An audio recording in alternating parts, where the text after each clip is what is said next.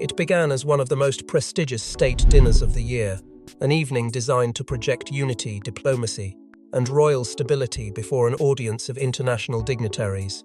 But according to palace whispers, everything changed in a matter of moments. Reports suggest King Charles unexpectedly intervened after Meghan allegedly attempted to join the senior royal table.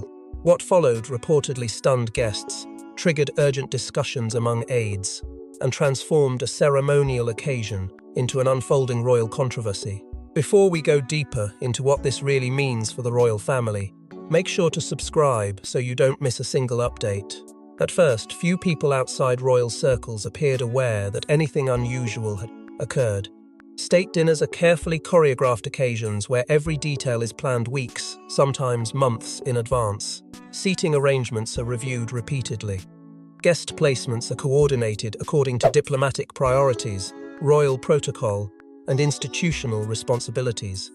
Yet according to reports that later began circulating among palace observers, concerns emerged when questions reportedly arose regarding who would be seated at the most prominent table of the evening. What made the situation particularly sensitive was the symbolic importance attached to the senior royal table itself. According to protocol experts, such placements are rarely viewed as matters of convenience. They represent the official face of the monarchy at a given event and often reflect the roles individuals currently hold within the institution. For that reason, reports suggesting an unexpected attempt to alter or challenge those arrangements immediately attracted attention from royal commentators. What appeared to some as a simple seating issue quickly evolved into something far more significant. According to palace whispers, aides allegedly became concerned as discussions intensified behind the scenes. While details remained limited, reports suggested that uncertainty surrounding the arrangement created an atmosphere of growing tension. Individuals responsible for managing the event reportedly found themselves navigating a delicate situation involving protocol, public perception, and family dynamics. The challenge was not merely logistical, it was symbolic.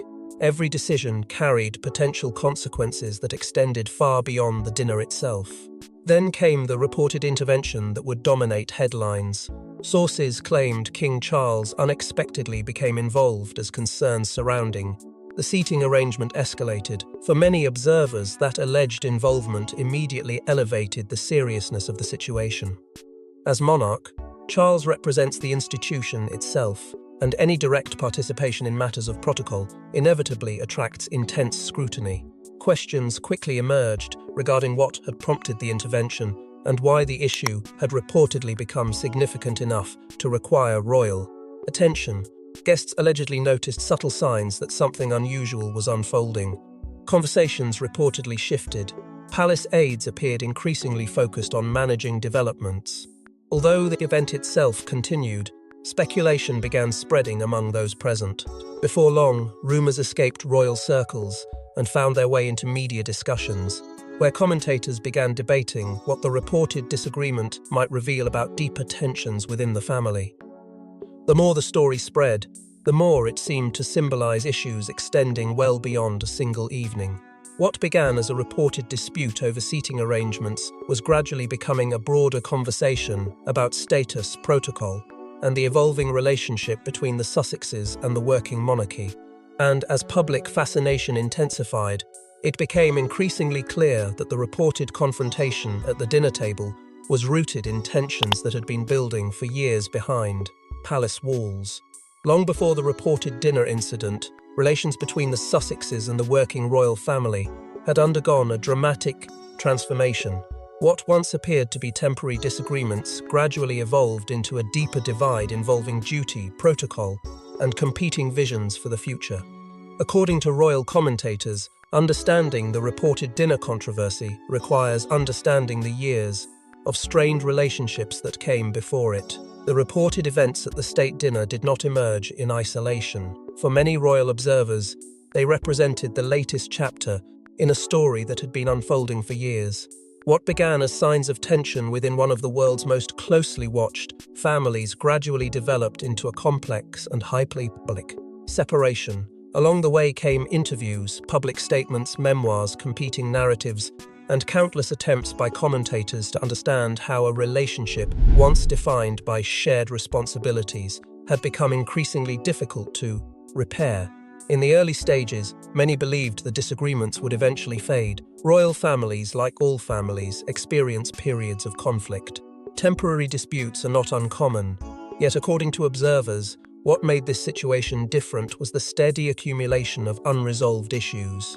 Small disagreements became larger concerns, differences of opinion evolved into questions about trust. Public discussions that might once have remained private increasingly unfolded before a global audience. With each new development, the distance between the Sussexes and the working monarchy appeared to grow. The impact of public interviews and published accounts reportedly played a significant role in shaping those perceptions. For supporters, such appearances provided an opportunity to share personal experiences and perspectives. For critics, they raised difficult questions about discretion, loyalty, and the handling of private family matters, regardless of viewpoint.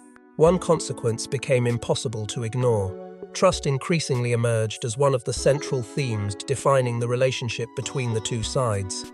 At the same time, the distinction between working and non-working royals became more pronounced. According to royal commentators, this distinction carries considerable importance within the institution. Working royals officially represent the crown and participate in duties connected to the monarchy's public role. Those operating outside that structure occupy a different position, regardless of family connections. Over time, observers noted that these institutional differences appeared to shape expectations surrounding public events, official engagements, and ceremonial occasions. Despite years of tension, public interest in reconciliation never disappeared. Every meeting, every public appearance, and every reported conversation generated fresh speculation regarding whether common ground might eventually be found. Many hoped that family relationships could be repaired. Others questioned whether the divisions had simply become too deep. As a result, any new controversy involving both sides immediately attracted extraordinary attention. That reality helps explain why the reported state dinner incident resonated so strongly. To some observers, it was not merely about seating arrangements or protocol. It appeared connected to years of unresolved issues involving trust, responsibility, and competing views regarding the monarchy's future. The dinner became symbolic because it seemed to reflect tensions that had existed long before guests ever arrived at the event. And as those old tensions resurfaced, attention increasingly shifted toward the protocols governing events attended by senior royals. In royal diplomacy, seating arrangements rarely happen by accident. Every placement reflects status, responsibility, and institutional priorities. According to protocol experts, the senior royal table carries particular significance because it represents the monarchy's official face to the world. That reality reportedly transformed a seating question into something much larger, placing extraordinary attention on decisions that would normally remain invisible to the public. To outside observers, a seat at a dinner table may seem like a minor detail. Within royal diplomacy, however, such decisions often carry layers of meaning that extend far beyond the event itself. State dinners are among the most carefully organized occasions in the royal calendar. Every guest list is reviewed, every placement is examined, every protocol decision is weighed against centuries of tradition. According to commentators who study royal ceremonies, the senior royal table occupies a particularly important role because it serves as the monarchy's public representation before visiting dignitaries, political leaders, and international guests. That significance helps explain why reports surrounding the alleged seating dispute immediately generated interest. According to protocol experts, placement at the senior royal table is typically determined by a combination of rank, official responsibilities, diplomatic considerations, and institutional representation. These arrangements are not merely social decisions. They communicate who is officially representing the crown during a specific occasion. For that reason, even a seemingly small alteration can attract attention from those familiar with royal customs. As discussions surrounding the reported incident expanded, commentators increasingly focused on the distinction between working and non-working royals. Over recent years, that distinction has become one of the most important structural elements within the modern monarchy. Working royals carry official responsibilities, undertake engagements on behalf of the institution, and represent the crown during state functions. According to royal analysts, these responsibilities often influence ceremonial arrangements, particularly during events involving international diplomacy. Questions surrounding eligibility and precedence soon became central to the debate. Who should be seated at the most prominent table? What criteria determine those decisions? And how should family relationships be balanced against institutional responsibilities? While observers offered different interpretations, many agreed that the controversy was no longer simply about one individual or one evening. It had become a wider discussion about the principles governing royal representation itself. Protocol specialists reportedly emphasized that state dinners are designed to showcase stability, continuity, and clarity. Every detail contributes to that objective. Seating plans help communicate hierarchy and responsibility without requiring public explanations.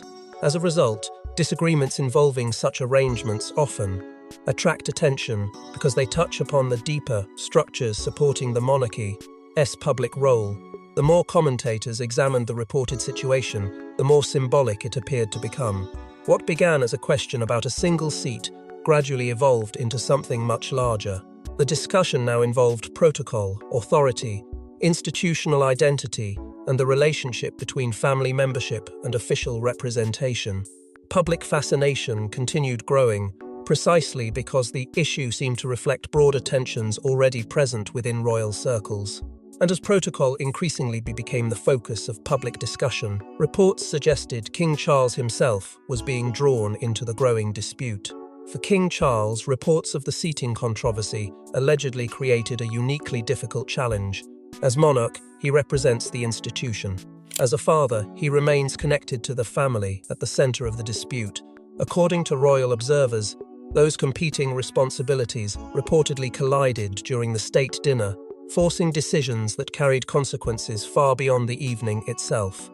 Throughout modern royal history, few situations have proven more challenging than moments when personal relationships intersect with institutional responsibilities. According to commentators, the reported state dinner controversy appeared to place King Charles directly at the center of precisely that dilemma. On one side stood family connections that could never be entirely separated from the situation. On the other stood the expectations, traditions, and responsibilities attached to the crown itself. The alleged dispute reportedly forced those two realities into direct conflict, creating a challenge with no simple solution. Observers have often noted that becoming monarch changes the nature of every decision. Actions that might once have been viewed as personal choices increasingly become institutional statements. According to royal analysts, that reality reportedly shaped how the situation unfolded. The controversy was no longer simply about where individuals sat during a formal dinner.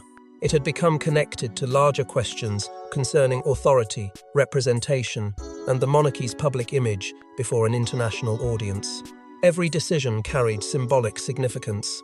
As reports of the disagreements circulated, questions regarding institutional authority reportedly became increasingly important. Royal commentators suggested that the issue touched upon a fundamental principle of constitutional monarchy. Who determines official representation at state functions? How are protocol decisions enforced? And what happens when family dynamics appear to intersect with those established structures? These questions reportedly elevated the matter from a temporary controversy into a broader discussion about the responsibilities attached to the crown. The distinction between family and monarchy soon emerged as one of the defining themes of the story. While public discussions often focus on personal relationships, royal institutions operate according to rules designed to protect continuity and clarity. According to observers, this distinction may have played a significant role in shaping responses behind the scenes. The challenge was not merely emotional, it was institutional. Every decision needed to account for both personal sensitivities and the monarchy's long-term interests. Reports also suggested that palace advisors allegedly became increasingly involved as the situation developed. Individuals responsible for protocol, diplomacy, and event management reportedly worked to assess the implications of various outcomes. What initially appeared to be a brief disagreement was gradually becoming a matter requiring broader consideration. The more attention the issue received, the greater the pressure reportedly became to provide clarity and maintain stability.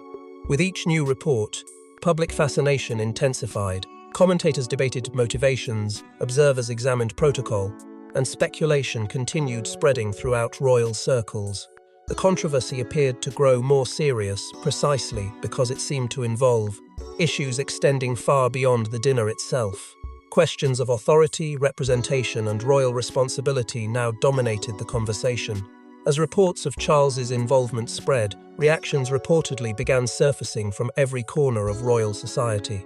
What began as a reported seating dispute quickly evolved into one of the most discussed royal stories of the moment. Courtiers, commentators, former palace staff, and royal observers all appeared to reach the same conclusion. The controversy was no longer about dinner arrangements. It had become a broader debate about status, influence, and the boundaries separating private family relationships from public royal duty. According to many royal commentators, the reported incident resonated because it symbolized larger issues already shaping the modern monarchy. At its core was a question that has defined royal institutions for generations: who represents the crown, and under what conditions? What appeared to be a brief disagreement was increasingly viewed as a reflection of changing royal priorities and evolving expectations. As reports of the alleged incident spread, reactions reportedly surfaced from every corner of royal society. Commentators analyzed the implications. Former palace staff offered perspectives on protocol. Royal observers debated what the controversy might reveal about the monarchy's internal structure. Yet, despite the variety of opinions, a common theme emerged. The discussion had moved far beyond a single state dinner. It had become a conversation about authority, representation, and the evolving identity of the institution itself. Media coverage intensified as competing interpretations emerged. Some observers argued that the controversy highlighted the importance of maintaining clear distinctions between working and non-working royals. Others focused on the personal dimension, viewing the situation through the lens of family relationships and reconciliation efforts. Both perspectives gained attention, but together they revealed something larger. The public was no longer interested only in what had happened. They were increasingly interested in what the event symbolized. At the center of the debate stood the concept of representation.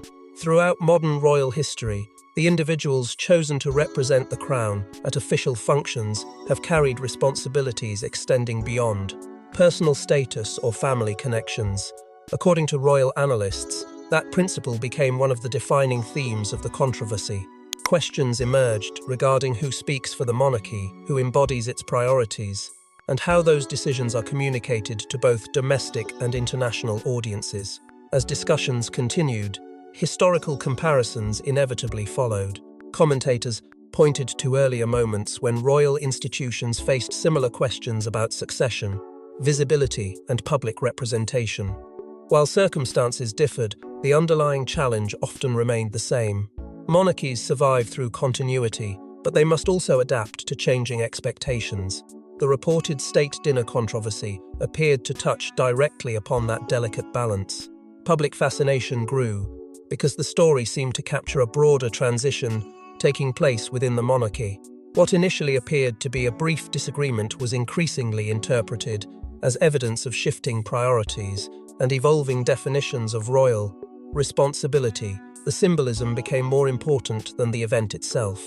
Every discussion about seating arrangements eventually led back to larger questions about hierarchy, duty, and the future direction of the crown. And as those symbolic implications became clearer, attention increasingly turned away from the dinner itself and toward the lasting consequences the reported dispute might leave behind.